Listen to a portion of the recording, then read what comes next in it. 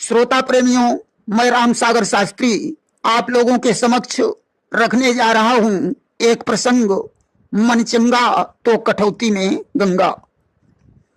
देखिए, गोस्वामी तुलसीदास जी मानस में लिखते हैं कि गंग सकल मुद मंगल मूला और सब सुख करनी हरनी भव सूला।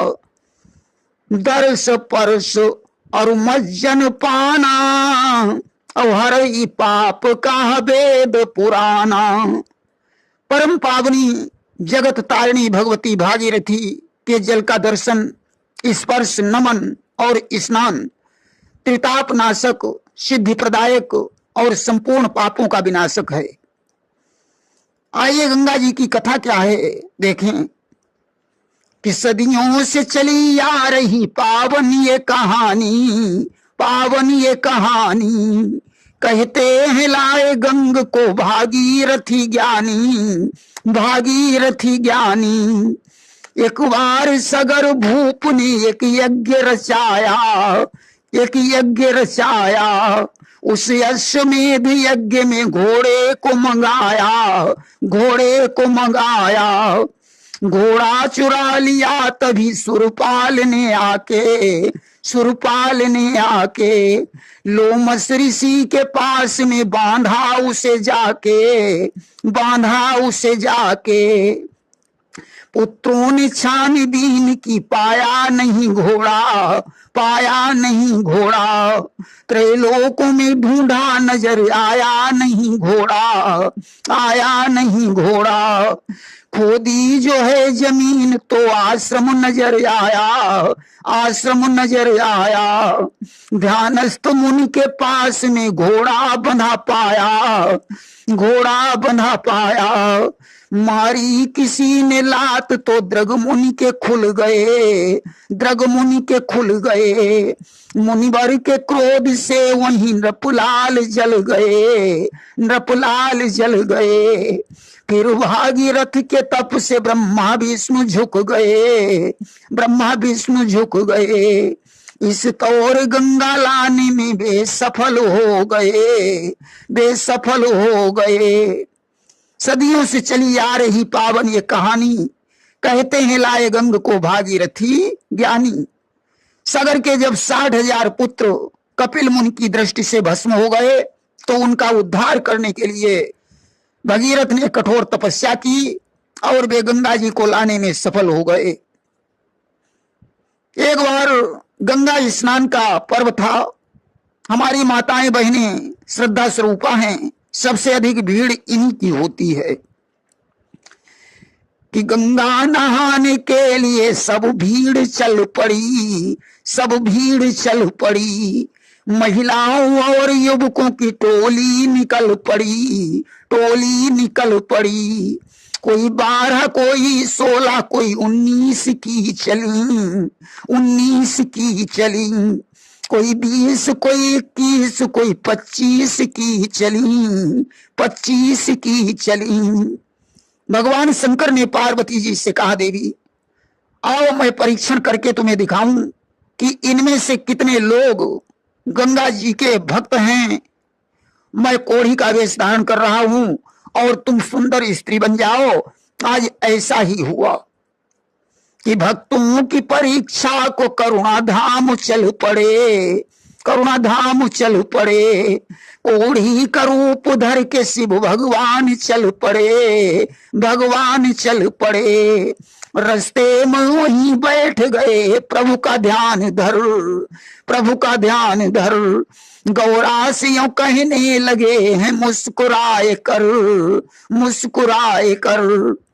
भगवान शंकर ने कहा, प्रिय अब तुम जाने वाले लोगों से निवेदन करो कि मेरा पति कोढ़ी है, इसे गंगा स्नान करवा दो तो महान कृपा होगी। पार्वती जी ने बहुत से लोगों से कहा परंतु किसी ने ध्यान नहीं दिया। तब तक एक ट्रैक्टर वाला निकला।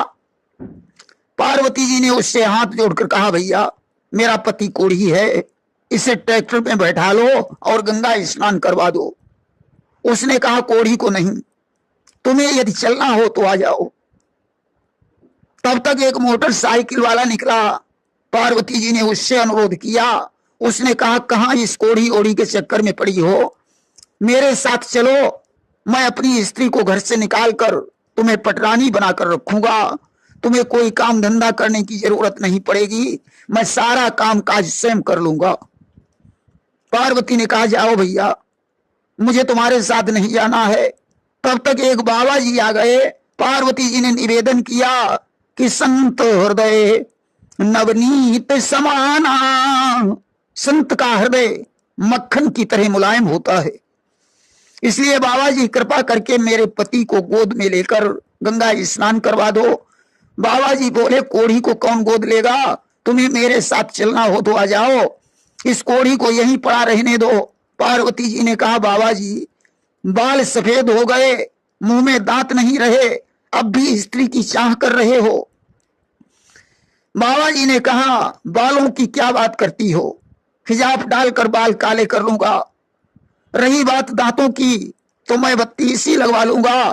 पार्वती जी ने कहा, धन्य है बाबा जी, जब तुम्हारा मन इतना गंदा है तो गंगा नहाने से क्या होगा, कि गंगा नहाया प्रेम से पर मन तो मैला ही रहा, मन मैल गर्द होया नहीं, गंगा नहाए क्या हुआ, इतने ही में आ गया कोई भक्त महान, उठा लिया शिव को तुरंत कर गंगा का ध्यान। उसी समय कोई महान भक्त आ गया, उसने गंगा जी का ध्यान किया और शिव को अपनी गोद में उठा लिया कि छूते ही भगवान ने बदल दिया निज रूप, देखा उसने खड़े हैं महादेव सुरभूप। आज भगवान शंकर के दर्शन करके वह भक्त खुशी से झूमने लगा कि गिरिजा शिव के दर्शन करके झूमने लगा है वह सुख से, जय गंगाधर जय लीलाधर, जय गिरिजावर निकला मुख से। जय शिव शंकर, जय गंगाधर, जय गिरिजापति, ऐसे शब्दों का उच्चारण वह भक्त बार बार कर रहा था कि देकर ऐसे भक्त को भक्ति का वरदान, गिरिजायुत गिरिनाथ भी हो गए अंतर ध्यान। आज भक्त को भक्ति का वरदान देकर भगवान शंकर पार्वती जी के सहित अंतर ध्यान हो गए। बोलिए शंकर भगवान की जय। आइए अब हम आप लोगों को मेले की तरफ ले चलें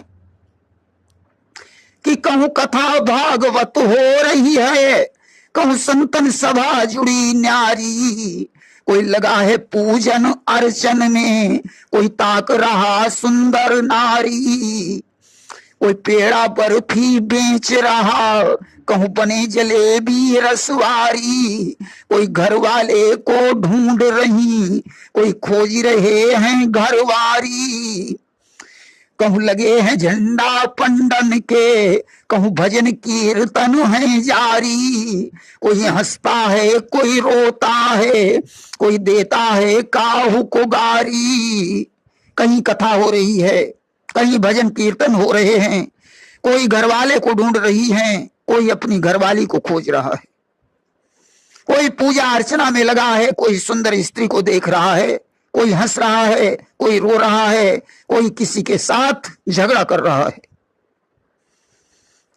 गंगा नहाने के लिए एक बूढ़ी काकी भी रामकली की मम्मी के साथ आई हुई थी। वे अपनी पड़ोसन के यहां से सोने के कंगन मांग कर लाई थी। आज गंगा नहाने गई, सर्वप्रथम गंगा जी की वंदना करने लगी कि द्वारे तिहारे बड़ी भीड़ हो मेरी गंगा मैया, द्वारे तिहारे बड़ी भीड़ हो मेरी गंगा मैया, कि मैया दुआरे मैं तो करती अर्जिया, लल्ला को लल्ला दे बुरी मेरी गंगा मैया, द्वारे तिहारे बड़ी भीड़ हो मेरी गंगा मैया। ये नहीं कह रही है कि हे गंगा मैया हमारा उद्धार करो, कह रही है हे गंगा मैया हमारे लल्ला के एक लल्ला और हो जाए, आज ऐसा वरदान मांगकर बाहें फटकार फटकार कर गंगा जी में स्नान करने लगी, जिससे कोई देख ले कि मैं सोने के कंगन पहनकर आई हूं। आज ज्यों हाथ फटकारा, कंगन कलाई से निकलकर गंगा जी में चला गया। अब तो बेचारी काकी जल्दी बल्दी बाहर निकली, रामकली की मम्मी को बुलाया और रोती चिल्लाती घर के लिए चल पड़ी। रास्ते में एक संत जी बैठे हुए थे जिनका नाम रविदास था।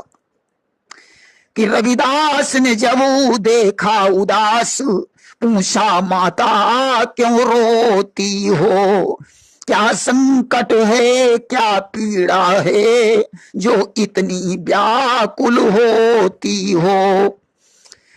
रविदास जी ने काकी को बुलाया और रोने का कारण पूछा। काकी बोली कि नहाने आई गंगा माई, कंगन मांग के लाई, वो कंगन खो गया है, वो कंगन खो गया है। जी घबराए चैन न आए, गम के बादल छाए, वो कंगन खो गया है, वो कंगन खो गया है। बाबा जी, मैं पड़ोसन के यहां से सोने के कंगन मांग कर लाई थी, उसमें से एक कंगन गंगा जी में चला गया। अब मैं पड़ोसन को जाकर क्या जवाब दूंगी।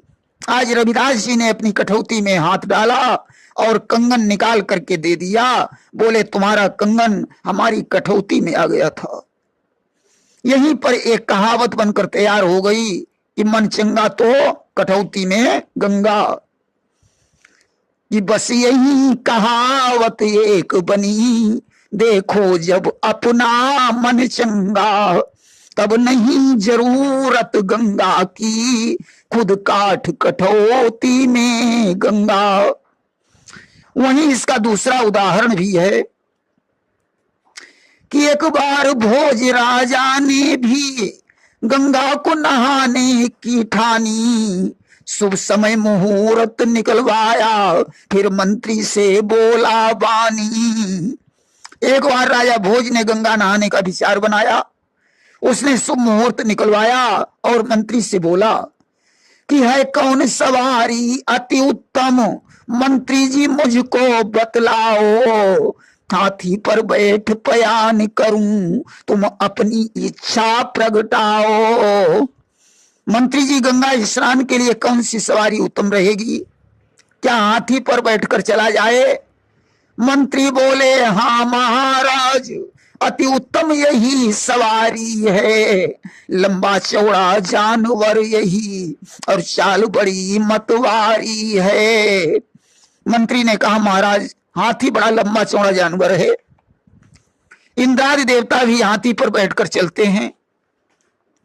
राजा बोले हे मंत्री जी, हाथी से चलना ठीक नहीं, या झूम झूम के चलता है, बरसों में पहुंचना ठीक नहीं।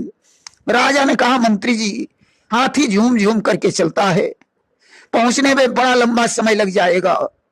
मंत्री बोला हाँ महाराज, हाथी अति सुस्त जानवर है, या नहीं पसंद मुझे आया, यद्यपि यह पशु दिलावर है। मंत्री ने कहा महाराज, हाथी बहुत सुस्त जानवर है, या मुझे भी पसंद नहीं है। राजा ने कहा तो ऊंट चुने। राजा ने कहा मंत्री जी, ऊंट कैसा रहेगा? मंत्री बोले है बात भली।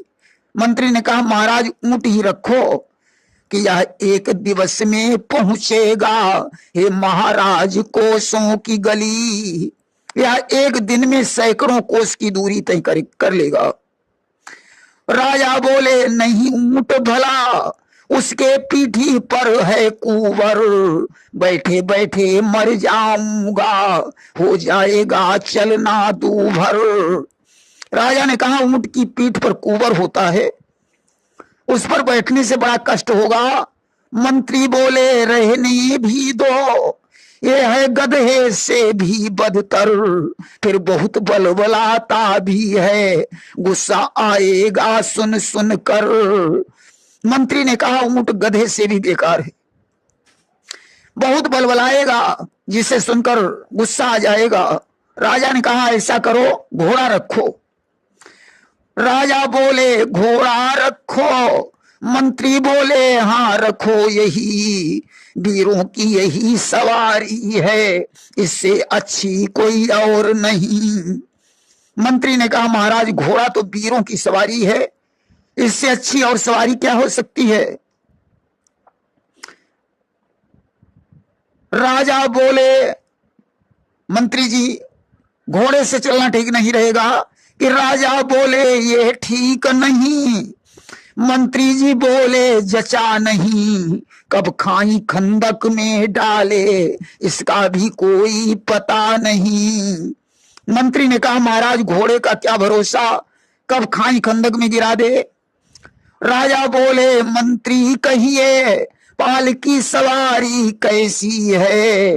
राजा ने कहा मंत्री जी पालकी कैसी रहेगी। मंत्री बोले बस महाराज राजा की सवारी जैसी है। मंत्री ने कहा महाराज बड़े बड़े राजा महाराजा पालकी पर बैठकर यात्रा करते थे। राजा बोले यह ठीक नहीं, सब लोग देख मुस्काएंगे। राजा ने कहा मंत्री जी पालकी में बैठने से लोग हंसेंगे। मंत्री बोले हाँ महाराज मुर्दे की नाई जाएंगे। मंत्री ने कहा हाँ महाराज आप उसमें बैठकर मुर्दे की तरह यात्रा करेंगे, क्योंकि आदमी जब मरता है तो 4 लोग कंधा देते हैं, पालकी में भी 4 लोग कंधा लगाएंगे। तो राजा बोले हे मंत्री जी जब कोई सवारी जची नहीं, मत चलो नहाने गंगा को, बैठकर नहा लो यहीं कहीं। राजा ने कहा जब कोई सवारी जची नहीं तो गंगा नहाने का विचार छोड़ दिया जाए, यहीं कहीं स्नान कर लिया जाए। मंत्री बोले हाँ महाराज देखो जब अपना मन चंगा, तब नहीं जरूरत गंगा की, खुद काठ कठौती में गंगा। मंत्री ने कहा महाराज जब अपना मन चंगा तो कठौती में भी गंगा के दर्शन हो जाते हैं, इसीलिए कहा गया है कि मन चंगा तो कठौती में गंगा। प्रेम से बोलिए गंगा मैया की जय।